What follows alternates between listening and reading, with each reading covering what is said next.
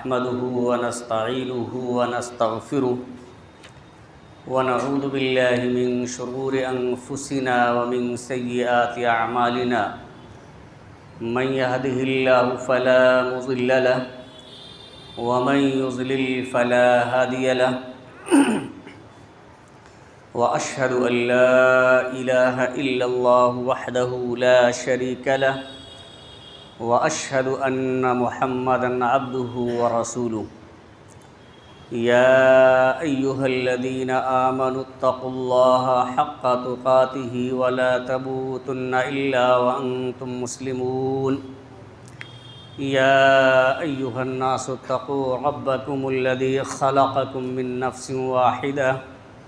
وخلق منها زوجها وبث منهما رجالا كثيرا ونساء واتقوا الله الذي تساءلون به والأرحام إن الله كان عليكم رقيبا يا أيها الذين آمنوا اتقوا الله وقولوا قولا سديدا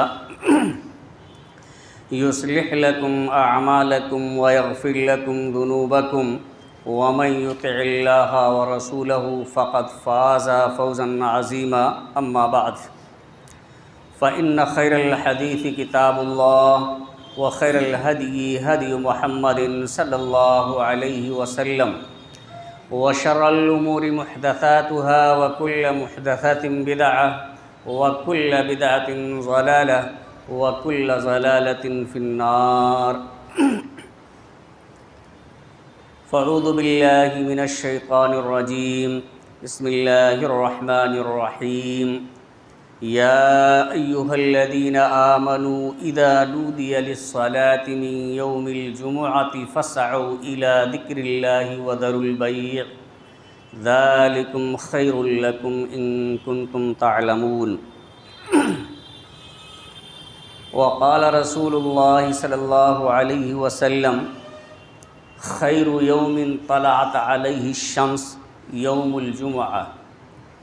فيه خلق آدم وفيه أدخل الجنة وفيه أخرج منها رواہ مسلم۔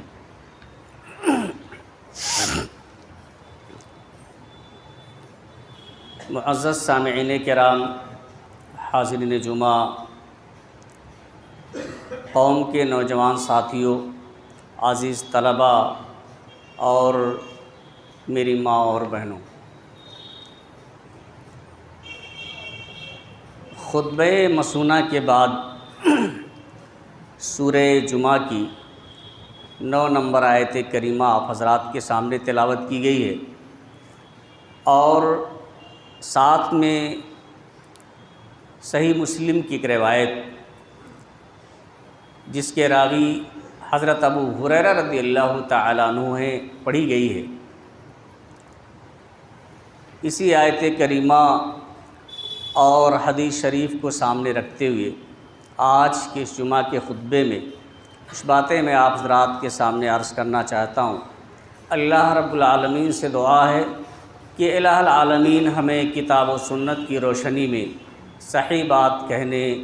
اور کما حقہ اس پر عمل کرنے کی توفیق عطا فرمائے، آمین۔ حاضرین گرامی، ہفتے میں 7 دن ہوتے ہیں اور اس میں جمعہ کا دن یہ عید کا دن ہوتا ہے، اور اس دن اللہ رب العالمین کی طرف سے ایک ایسی گھڑی مقرر ہوتی ہے جس گھڑی میں بندہ جب اللہ رب العالمین سے دعا کرتا ہے تو اللہ رب العالمین اس کی دعا کو قبول فرماتا ہے۔ لیکن اللہ کے رسول صلی اللہ علیہ وسلم نے اس گھڑی کے بارے میں فرمایا اپنے ہاتھ سے اشارہ کرتے ہوئے کہ وہ بہت ہی مختصر سی گھڑی ہوتی ہے، اور یہ جمعہ کا ہی دن ہے جس کے بارے میں اللہ کے رسول صلی اللہ علیہ وسلم نے فرمایا خیر یوم طلعت علیہ الشمس یوم الجمعہ، سب سے بہتر دن جس میں سورج طلوع ہوتا ہے وہ جمعہ کا دن ہے، یعنی جمعہ کا دن تمام ایام میں سب سے بہتر اور افضل دن ہوتا ہے۔ فیہ خلق آدم، اسی جمعہ کے دن آدم علیہ السلام کی تخلیق ہوئی ہے۔ وفیہ ادخل الجنہ، اور اسی جمعہ کے دن جنت میں انہیں داخل کیا گیا ہے۔ وفیہ اخرج منہا، اور اسی جمعہ کے دن ہی انہیں جنت سے نکالا بھی گیا ہے۔ تو جمعہ کا دن سب سے بہتر دن ہے۔ اللہ رب العالمین نے جمعہ کے دن ہمیں اور آپ کو ایک ساتھ جمع ہو کر کے عبادت کرنے کا حکم دیا ہے، جسے ہم صلاۃ جمعہ کے نام سے جانتے ہیں، جس میں نماز کے ساتھ ساتھ خطبہ بھی ہوتا ہے، اور اللہ کے رسول صلی اللہ علیہ وسلم کا چونکہ معمول یہ تھا کہ خطبے کے دوران آپ صلی اللہ علیہ وسلم صحابہ کرام کو نصیحت کیا کرتے تھے، وعظ کیا کرتے تھے، اس لیے آپ صلی اللہ علیہ وسلم کی اتباع اور آپ کی اطاعت میں خطبے کے درمیان وعظ و نصیحت بھی کی جاتی ہے۔ اب یہ خطبہ نماز ہی کا ایک حصہ ہے۔ ہم میں بہت سے لوگ یہ سمجھتے ہیں کہ خطبہ 15 سے 20 منٹ یا آدھے گھنٹے کا ہوتا ہے، اس لیے جب عین نماز کا وقت ہوتا ہے تو کوشش یہ کرتے ہیں کہ نماز کے وقت ہم پہنچیں اور جماعت قائم ہونے سے 2-4 منٹ پہلے پہنچ جائیں، اور تاکہ ہمیں نماز مل جائے، اسی کو اصل عبادت سمجھتے ہیں۔ لیکن خطبے سے لے کر کے نماز تک یہ تمام چیزیں ضروری ہیں۔ اللہ رب العالمین نے ارشاد فرمایا، یا ایھا الذین آمنوا اذا نودی للصلاۃ من یوم الجمعۃ فاسعوا الی ذکر اللہ وذروا البیع۔ دیکھیے، اذان سے پہلے آنے کی بڑی فضیلت ہے۔ ابھی انشاءاللہ اس آیت کے ترجمے کے بعد میں آپ کے سامنے ذکر کرتا ہوں۔ لیکن اگر اذان ہو جائے، آدمی اپنے کاروبار میں مشغول ہے، جائز چیزوں میں مشغول ہے، کاروبار میں مشغول ہے، اور اذان سے پہلے وہ اللہ رب العالمین کے دربار میں حاضر نہیں ہو پایا ہے، تو اگر اذان ہو جائے جمعہ کے لیے، اللہ رب العالمین فرماتے ہیں کہ یا ایھا الذین آمنوا اذا نودی للصلاۃ، کہ اے ایمان والو، جب نماز کے لیے اذان دے دی جائے من یوم الجمعہ، جمعہ کے دن، فاسعوا الی ذکر اللہ، تو اللہ کے ذکر کے لیے جلدی سے آ جاؤ۔ یہاں دوڑنے کا جو لفظ اللہ رب العالمین نے ذکر کیا ہے، نماز کے لیے دوڑ کر آنا ممنوع ہے۔ سکون اور وقار اور اطمینان کے ساتھ نماز کے لیے آنا چاہیے، لیکن اللہ رب العالمین نے جو یہاں دوڑنے کا لفظ فرمایا ہے، یہاں کہنے کا مقصد یہ ہے کہ پھر اس کے بعد آپ کسی دوسری چیزوں میں مشغول نہ رہیں۔ اگر پہلے نہیں پہنچ سکے ہیں، اذان ہو گئی ہے، تو اب اس کے بعد آپ کے لیے گنجائش بچتی نہیں ہے کہ آپ اپنے کاروبار میں مشغول رہیں، بلکہ فوراً آپ اللہ کے دربار میں حاضر ہو جائیں۔ فاسعوا الی ذکر اللہ وذروا البیع، اور خرید و فروخت کو آپ چھوڑ دیجئے۔ جو اور دوسری مشغولیات ہیں، جو اور اوقات میں جائز ہیں، وہ مشغولیات آپ ترک کر دیجئے۔ اب اذان ہو جانے کے بعد کسی طرح کا کوئی دوسرا عمل جو دنیاوی کاروبار ہے، چاہے وہ تجارت سے اس کا تعلق ہو، کھیتی باڑی سے اس کا تعلق ہو، یا کوئی بھی عمل ہو، وہ کوئی بھی دنیاوی کام اب انسان کے لیے یہ جائز نہیں رہ جاتا ہے کہ اس میں وہ مشغول رہے۔ آگے اللہ رب العالمین نے فرمایا، ذالکم خیر لکم ان کنتم تعلمون، کہ یہ تمہارے لیے سب سے بہتر ہے یہی چیز کہ اذان اگر ہو جائے اور اس کے بعد اپنے کاروبار کو چھوڑ دینا، دنیاوی مشغولیات کو ترک کر دینا اور اللہ رب العالمین کے دربار میں حاضر ہو جانا، یہ تمہارے لیے بہتر ہے،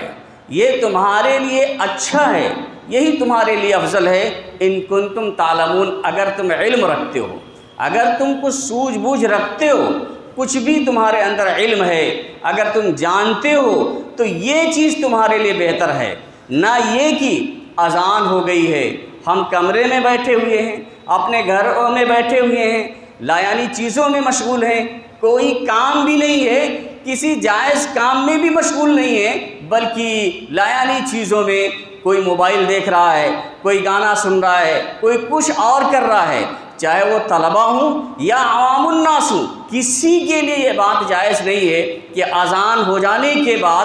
پھر وہ اپنی جگہ پہ بیٹھا رہے اور اللہ رب العالمین کے دربار میں حاضر نہ ہو۔ ویسے تو اذان سے پہلے آنا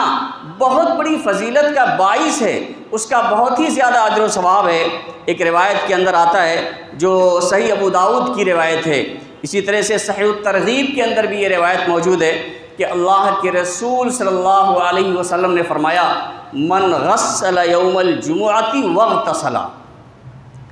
جس نے جمعہ کے دن غسل کیا اور اچھی طرح سے غسل کیا، یعنی بال وغیرہ خوب قاعدے سے دھویا تاکہ جو اس کے اندر بو پیدا ہو جاتی ہے گھنے بالوں کی وجہ سے یا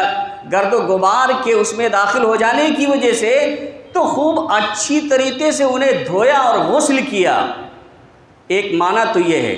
اور دوسرا معنی یہ ہے کہ من غسل یوم الجمعۃ، جس نے جمعہ کے دن غسل کرایا، یعنی بیوی سے مجامعت کی اور جس کی وجہ سے اس کی بیوی نے بھی غسل کیا، یہ بھی معنی بتایا گیا ہے۔ بہرحال چاہے یہ معنی ہو اور چاہے کہ اچھی طرح سے غسل کرنا، یہ دونوں صحیح ہیں۔ اللہ کے رسول نے فرمایا کہ جس نے جمعہ کے دن اچھی طریقے سے غسل کیا، وَبَكَّرَ وَابْتَكَرَ، اور جلدی آیا، صبح سویرے وہ جلدی آیا، اور وہ مشا، اور وہ پیدل چل کر کے آیا، وَلَمْ يَرْكَبْ، سواری نہیں استعمال کی، سواری نہیں استعمال ہوئی بلکہ پیدل چل کر کے آیا، وَدَنَا مِنَ الْإِمَامِ فَاسْتَمَعَ، امام کے قریب بیٹھا، امام کے قریب بیٹھا اور خطبے کو غور سے سنا، جو خطبہ دیا گیا اس کو غور سے سنا، وَلَمْ يَلْغُ، اور کوئی لغو کام اس نے نہیں کیا، تو كَانَ لَهُ لِكُلِّ خُطْوَةٍ عَمَلُ سَنَةٍ أَجْرُ صِيَامِهَا وَقِيَامِهَا، تو اس کے لیے سال بھر کے قیام اللیل اور سال بھر نفلی روزے کا ثواب لکھ دیا جاتا ہے۔ یعنی اتنا بڑا اجر اللہ رب العالمین کی طرف ایسے شخص کے لیے ہے جو شخص جمعہ کے دن اچھی طریقے سے غسل کرتا ہے اور وہ پیدل چل کر کے مسجد میں حاضر ہوتا ہے، امام کے قریب بیٹھ کر کے لایانی چیزوں کو ترک کر کے بغیر خطبے کو سماعت فرماتا ہے اور پھر نماز ادا کرتا ہے، تو اللہ رب العالمین ایسے شخص کے لیے سال بھر کے قیام اللیل یعنی صلاۃ تہجد کا ثواب لکھ دیتا ہے، سال بھر نفلی روزہ رکھنے کا اسے اجر و ثواب عطا فرما دیتا ہے۔ اور ایک حدیث جو بخاری اور مسلم کی ہے، جس کے راوی حضرت ابو ہریرہ رضی اللہ تعالیٰ عنہ ہیں، بڑی مشہور ہے، اور بارہا آپ نے یہ حدیث سنی ہوگی کہ اللہ کے رسول صلی اللہ علیہ وسلم نے پہلے آنے والوں کی فضیلت ان الفاظ میں بیان فرمائی ہے کہ من اغتسل یوم الجمعۃ غسل الجنابہ، کہ جس نے غسل جنابت کی طرح سے غسل کیا، یعنی جس طرح سے ایک آدمی جب اپنی بیوی سے ہم بستری کرنے کے بعد جنوبی ہو جاتا ہے اور اس کے بعد جنوبی ہونے کے بعد جس اہتمام کے ساتھ وہ غسل کرتا ہے، اسی کیفیت کی طرح سے، اسی طرح سے وہ خوب قاعدے سے بڑی اہتمام کے ساتھ جمعہ کے دن غسل کرے، ثم راہا، اور پھر پہلی ساعت اور پہلی گھڑی میں آئے، فَكَأَنَّمَا قَرَّبَ بَدَنًا، گویا کہ اس نے ایک اونٹ کی قربانی پیش کی ہے۔ اتنا اللہ رب العالمین اجر و ثواب عطا فرماتا ہے۔ وَمَنْ رَاحَ فِي السَّاعَةِ الثَّانِيَةِ فَكَأَنَّمَا قَرَّبَ بَقَرَةً، اور جو دوسری ساعت اور دوسری گھڑی میں آتا ہے اس طرح سے غسل کر کے گویا کہ اس نے گائے کی قربانی پیش کی ہے۔ وَمَن رَاحَ فِي السَّاعَةِ الثَّالِثَةِ فَكَأَنَّمَا قَرَّبَ كَبْشًا أَقْرَنًا، اور جو شخص تیسری گھڑی میں آتا ہے تو گویا کہ اس نے سینگ والے دنڈے کی قربانی پیش کی ہے۔ اور وَمَن رَاحَ فِي السَّاعَةِ الرَّابِعَةِ فَكَأَنَّمَا قَرَّبَ دَجَاجًا، اور جو شخص چوتھی گھڑی میں آئے تو گویا کہ اس نے ایک مرغی کی قربانی پیش کی۔ وَمَن رَاحَ فِي السَّاعَةِ الْخَامِسَةِ فَكَأَنَّمَا قَرَّبَ بَيْضًا، اور جو شخص پانچویں گھڑی میں آئے تو گویا کہ اس نے ایک انڈے کی قربانی پیش کی ہے۔ ایک انڈا صدقہ کرنے کا برابر اللہ رب العالمین اجر و ثواب اسے عطا فرمائے گا۔ یہ گھڑی کب سے شمار ہوتی ہے؟ طلوع شمس سے لے کر کے، سب سے صحیح قول یہی ہے کہ طلوع شمس سے لے کر کے اور امام کے منبر پر بیٹھنے کے درمیان جو اوقات ہیں، سورج کے طلوع ہونے سے لے کر کے جب امام منبر پر بیٹھ جاتا ہے اس وقت کے درمیان کو 5 حصوں میں تقسیم کیا جائے۔ پہلا حصہ وہ پہلی گھڑی ہے، دوسرا حصہ دوسری گھڑی ہوتی ہے، تیسرا حصہ تیسری گھڑی ہے، اور چوتھا حصہ چوتھی گھڑی، پانچواں حصہ پانچویں گھڑی ہے۔ اس طرح سے یہ گھڑیاں ہیں، تو جو شخص جس گھڑی میں آئے گا تو اس طرح سے اللہ رب العالمین اسے مزید اجر و ثواب عطا فرمائے گا۔ آگے اللہ کے رسول صلی اللہ علیہ وسلم نے فرمایا کہ فَإِذَا خَرَجَ الْإِمَامُ حَضَرَتِ الْمَلَائِكَةُ يَسْتَمِعُونَ الذِّكْرَ، لیکن جب امام منبر پر بیٹھ جاتا ہے، امام منبر پر آ جاتا ہے تو فرشتے وہ رجسٹر جس میں اس فضیلت کا ثواب لکھا جاتا ہے اسے بند کر دیتے ہیں اور وہ بھی اللہ کا ذکر سننے کے لیے حاضر ہو جاتے ہیں۔ تو جو لوگ اذان کے بعد آتے ہیں، یعنی ممبر پر امام کے بیٹھنے کے بعد، وہ یہ فضیلت کبھی نہیں پا سکتے ہیں۔ یہ اور بات ہے کہ جمعہ کا جو اجر و ثواب ہے اور اس میں وہ ملے گا، جمعہ کی نماز انہیں ملے گی، نماز ہو جائے گی، لیکن یہ جو فضیلت اللہ کے رسول صلی اللہ علیہ وسلم نے بیان فرمائی ہے، یہ فضیلت تو صرف اسی وقت تک رہتی ہے جب تک کہ امام ممبر پر نہ چڑھا ہو۔ ممبر پر جب امام آ جائے گا اور اذان ہونے لگے گی تو پھر فرشتے بھی جو نام کا اندراج کرتے ہیں وہ فرشتے بھی تو اللہ کا ذکر سننے کے لیے، واضح و نصیحت کو سننے کے لیے آ جاتے ہیں، تو پھر اس سے رجسٹر میں اس کا نام اندراج نہیں ہو سکتا ہے۔ اسی طرح سے تو ہمیں اور آپ کو کوشش کرنا چاہیے کہ اذان سے پہلے مسجد میں حاضر ہوں، پہلے آنے کی کوشش کریں، اس بات کا انتظار نہ کریں کہ خطبہ ختم ہو رہا ہے، اب جماعت کھڑی ہونے والی ہے، چلیں اور 2 رکعت پڑھنے نماز ادا ہو جائے گی۔ ممکن ہے کہ اللہ رب العالمین کا مستقل اس طرح کرنے سے مواخذہ ہو جائے۔ اور مسجد میں داخل ہونے کے بعد کبھی کبھی ہم ایسے ہی بیٹھ جاتے ہیں، کبھی کبھی مسجد میں آتے ہیں تو داخل ہونے کے بعد یوں ہی بیٹھ جاتے ہیں، اور کبھی کبھی سنت پڑھ کے انسان بیٹھا ہوتا ہے اور بیٹھا رہتا ہے، پھر اس کے بعد مزید نفل پڑھنے کی ضرورت نہیں سمجھتا، لیکن جیسے خطبہ شروع ہوتا ہے اذان کے بعد پھر 2 رکعت 4 رکعت لوگ پڑھنے لگتے ہیں۔ صحیح مسئلہ کیا ہے؟ اس سلسلے میں ہمیں اور آپ کو غور کرنا چاہیے۔ دیکھیے اللہ کے رسول صلی اللہ علیہ وسلم کا فرمان ہے، اذا دخل احدکم المسجد فلا یجلس حتی یصلی رکعتین، جب تم میں سے کوئی شخص مسجد کے اندر داخل ہو تو جب تک 2 رکعت تحیۃ المسجد نہ پڑھ لیں نہ بیٹھیں۔ یعنی مسجد میں آپ داخل ہو رہے ہیں کوئی بھی وقت، یہاں تک کہ ممنوعہ اوقات جیسے سورج طلوع ہو رہا ہے، سورج غروب ہو رہا ہے، یا اسی طرح سے سورج بیچ آسمان پہ، یا صلاۃ عصر کے بعد یا صلاۃ فجر کے بعد، تو ممنوعہ اوقات میں بھی یہ سببی نماز ہے، اسے ہمیں اور آپ کو پڑھ لینا چاہیے۔ تو اللہ کے رسول صلی اللہ علیہ وسلم نے فرمایا جب تم میں سے کوئی شخص مسجد میں داخل ہو تو جب تک کہ 2 رکعت نماز نہ پڑھ لے ہرگز نہ بیٹھے۔ اب یہ عام ہے، چاہے جمعہ میں آ رہے ہوں یا نماز پڑھنے کے لیے آ رہے ہوں، نماز کے انتظار میں پہلے آ گئے ہیں، یا ایسے ہی آپ آئے ہیں کو نماز کے لیے نہیں آئے ہیں، ویسے ہی مسجد میں اگر آپ آئے ہیں تو بھی 2 رکعت نماز پڑھ کے ہی بیٹھنا چاہیے۔ بلکہ ایک روایت ہے، حضرت جابر رضی اللہ تعالیٰ عنہ کہتے ہیں، جابر بن عبداللہ، کہ دخل رجل یوم الجمعۃ والنبی صلی اللہ علیہ وسلم یخطب، کہ ایک آدمی جمعہ کے دن مسجد میں داخل ہوا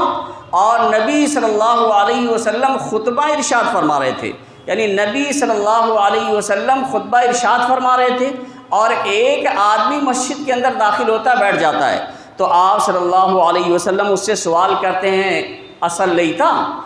کیا تم نے نماز پڑھی ہے، تحیۃ المسجد پڑھی؟ یعنی خطبے کے دوران اللہ کے رسول صلی اللہ علیہ وسلم صحابی رسول سے پوچھ بیٹھتے ہیں کہ آپ نے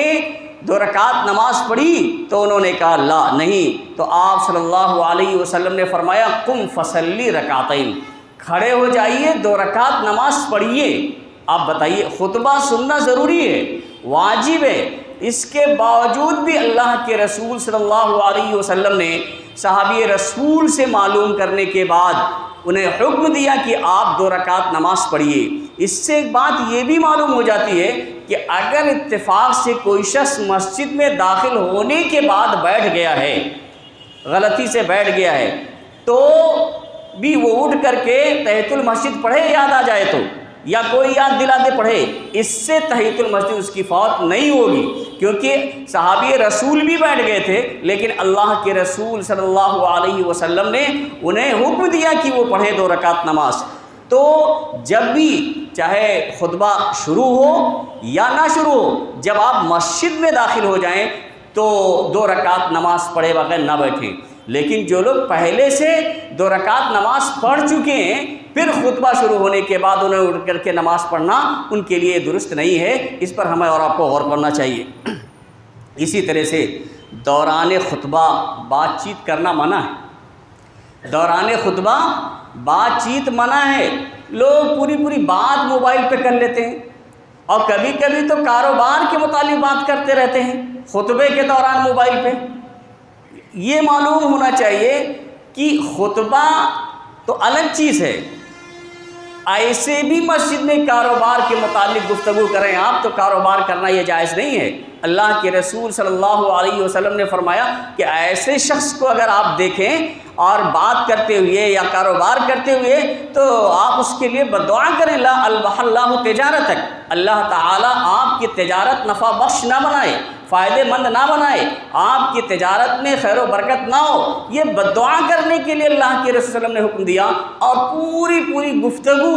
آدمی کاروبار کے تعلق سے مسجد میں بیٹھ کر کے یہاں تک کہ خطبے کے دوران کرتا رہتا ہے، یہ کسی صورت میں جائز نہیں ہے۔ اللہ کے رسول صلی اللہ علیہ وسلم نے فرمایا من تکلم یوم الجمعۃ والامام یخطب فہو کمثل الحمار یحمل اسفارا،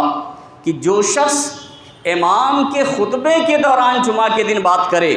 تو وہ اس گدھے کے مانند ہے جس کے اوپر کتابوں کا بوجھ لدا ہوا، یا کتابوں کا گٹھر اور کتابوں کا بوجھ جیسے گدھے پر لاد دیا جائے تو گدھا اس کتاب سے کوئی فائدہ حاصل نہیں کر سکتا ہے۔ اس کتاب میں کیا چیزیں ہیں، کیا اچھائیاں ہیں، کیا چیزیں لکھی گئی ہیں، اس سے گدھا فائدہ نہیں اٹھا سکتا ہے، اس سے گدھا فائدہ نہیں اٹھا سکتا ہے، بلکہ وہ اس کی مشقت اور اس کی پریشانیوں کو تو جھیلے گا، اس کی مشقت اور پریشانیوں کو تو وہ برداشت کرے گا، لیکن اس کے اندر کیا چیزیں ہیں اس سے وہ فائدہ نہیں حاصل کر سکتا ہے، صرف اس بوجھ کو برداشت کرے گا۔ ایسے ہی اگر کوئی شخص مسجد میں دور دراز سے سفر کر کے آتا ہے، پریشانیوں کو جھیلتا ہے، مشقتوں کو برداشت کرتا ہے، گرد و غبار سے اس کے جسم اڑ جاتے ہیں، لیکن تو ان پریشانیوں کو تو اس نے برداشت کیا، لیکن جو اس کا اجر و ثواب ہے اس اجر و ثواب سے وہ محروم رہ جاتا ہے۔ اس لیے اللہ کے رسول صلی اللہ علیہ وسلم نے فرمایا کہ وہ اس گدھے کے مانند ہے جس کے اوپر کتابوں کا بوجھ لدا ہوا ہو۔ اور والذی یقول له انصت لیست له جمعہ، جو شخص کسی بولنے والے سے جو بات کر رہا ہے اگر کوئی سامعین میں سے اسے یہ کہہ دے کہ چپ رہو، خاموش رہو، تو وہ بھی جمعہ کی جو ثواب ہے اس کی فضیلت سے محروم ہو جاتا ہے۔ آپ غور کریں کہ کتنا سخت ممانعت ہے اس بات کی کہ بات کرنا تو دور کی بات ہے، کسی دوسرے ساتھی کو چپ کہنا بھی یہ لغو کام ہے۔ یہ جمعہ کی فضیلت سے انسان محروم رہ جاتا ہے۔ یہ امام کی ذمہ داری ہوتی ہے کہ اگر کوئی شخص بات کر رہا ہے تو اسے تنبیہ کرے، منع کرے، تو اس کو بات کرنے سے روکے۔ کسی مقتدی کو بھی اس بات کی اجازت نہیں دی گئی ہے کہ کسی بھائی سے جو بات کر رہا ہے اسے خاموش کرائے۔ تو آپ بتائیے، خود اگر بات کر رہا ہے کوئی لایانی چیز تو کتنا بڑا جرم ہے۔ اسی طرح سے حضرت ابو ہریرہ رضی اللہ تعالیٰ عنہ سے ایک روایت ہے جس میں اللہ کے رسول صلی اللہ علیہ وسلم نے فرمایا کہ اذا قلت لصاحبک انصت فقد لغوت، کہ جب آپ اپنے کسی بھائی سے یہ کہہ دیں کہ خاموش رہیے تو آپ نے لغو کام کیا، غلط کام کیا، یعنی یہ بھی نہیں کہنا چاہیے۔ تو حاضرین گرامی، خطبے کے لیے جہاں جلدی آنا چاہیے اذان سے پہلے، جہاں اس کا بڑا مقام ہے، وہاں بغور سماعت کرنا یہ بہت ہی ضروری ہے۔ خطبے کے دوران بات کرنا، لایانی گفتگو کرنا، یہ تمام چیزیں کسی بھی حال میں جائز نہیں ہیں۔ اسی طرح سے ایک بات ذکر کر کے میں اپنی بات ختم کرتا ہوں کہ صلاۃ جمعہ کے بعد 4 رکعت سنت کے بارے میں اللہ کے رسول نے فرمایا کہ صلاۃ جمعہ پڑھ کر کے لوگ عام طور سے دیکھا جاتا ہے کہ اکثریت چلی جاتی ہے۔ ممکن ہے گھر پہ پڑھتے ہوں، لیکن اگر نہیں پڑھتے ہیں یا اس کا علم نہیں ہے تو اسے معلوم ہونا چاہیے کہ اللہ کے رسول صلی اللہ علیہ وسلم نے فرمایا کہ اذا صلی احدکم الجمعہ فلیصلی بعدها 4، کہ جب تم میں سے کوئی شخص جمعہ کی نماز پڑھے تو جمعہ کی نماز کے بعد 4 رکعت سنت پڑھے۔ یہ اللہ کے رسول صلی اللہ علیہ وسلم نے حکم دیا ہے کہ جمعہ کی نماز اگر کوئی شخص پڑھے تو جمعہ کی نماز کے بعد 4 رکعت سنت پڑھے۔ اور ایک دوسری روایت کے اندر آتا ہے کہ جمعہ کی نماز کے بعد اللہ کے رسول صلی اللہ علیہ وسلم مسجد میں نہیں پڑھتے تھے، یہاں تک کہ آپ اپنے گھر لوٹ جاتے تھے اور 2 رکعت نماز پڑھتے تھے۔ عبداللہ بن عمر رضی اللہ تعالیٰ عنہ سے روایت ہے۔ تو 2 طرح کی روایت ہے، ایک تو آپ صلی اللہ علیہ وسلم اپنے گھر پہ 2 رکعت نماز پڑھتے تھے، اور ایک روایت یہ ہے جو قولی ہے کہ آپ صلی اللہ علیہ وسلم نے حکم دیا ہے کہ جمعہ کی نماز کے بعد آپ 4 رکعت نماز پڑھیں۔ دیکھیے، شیخ الاسلام ابن تیمیہ رحمہ اللہ علیہ نے ان دونوں روایتوں میں تطبیق یہ دی ہے کہ اگر کوئی شخص مسجد میں سنت پڑھنا چاہتا ہے، نفل پڑھنا چاہتا ہے، تو جمعہ کی نماز کے بعد مسجد میں 4 رکعت پڑھے، اور وہ بھی 2 سلام سے پڑھنا افضل ہے۔ اور اگر گھر پہ پڑھنا چاہتا ہے تو گھر پہ 2 رکعت نماز پڑھے۔ یہ شیخ الاسلام ابن تیمیہ رحمۃ اللہ علیہ نے اس کی تطبیق دی ہے۔ ویسے اس معاملے میں وسعت ہے، چاہے آپ اس طرح سے مسجد میں پڑھیں 4 رکعت، گھر پہ پڑھیں 2 رکعت، یا چاہیں تو کبھی 4 رکعت پڑھ لیں اور کبھی 2 رکعت پڑھ لیں، یہ بھی اس کی بھی گنجائش ہے، اور بھی باتیں اس سلسلے میں کہی گئی ہیں۔ لیکن زیادہ بہتر یہ معلوم ہوتا ہے کہ اگر آپ مسجد میں پڑھتے ہیں تو 4 رکعت پڑھیں، اور اگر گھر جا کے پڑھتے ہیں تو 2 رکعت پڑھیں۔ اللہ رب العالمین سے دعا ہے کہ الہ العالمین ہمیں ہمیشہ کتاب و سنت کے مطابق زندگی گزارنے کی توفیق عطا فرمائے۔ الہ العالمین ہم میں جو پریشان حال ہیں ان کی پریشانیوں کو تو دور فرما دے، جو بیمار ہیں انہیں شفاء کامل و عاجل عطا فرما، جو لوگ مقروض ہیں انہیں قرض کی ادائیگی کی توفیق عطا فرما۔ بارک اللہ لنا ولکم فی القرآن العظیم ونفعنا وإیاکم بالآیات والذکر الحکیم، انہ تعالی جواد کریم ملک الرؤوف الرحیم۔